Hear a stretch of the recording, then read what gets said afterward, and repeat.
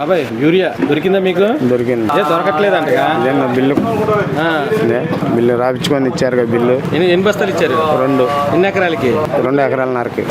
అసలు యూరియా దొరకట్లేదు, ఇబ్బంది పడుతున్నారు మీరు అందరూ, అదే అంటున్నారు. ఏం లేదు, అదేం లేదు, ఇస్తున్నారు, అందరికీ తెస్తున్నారు. ఎలా ఉంది గవర్నమెంట్ వచ్చిన తర్వాత రైతులు మీకు? పర్లా బాగుంది. యూరియా ఇవ్వట్లేదు. యూరియా బాగానే దొరుకుతుంది, ఇబ్బంది ఏం లేదు. మందు కట్టలు అసలు ఏం మందు కట్టలు ఫుల్గా ఉన్నాయి అసలు. అందరికి సంబంధం వస్తున్నారా? ఇస్తున్నారు.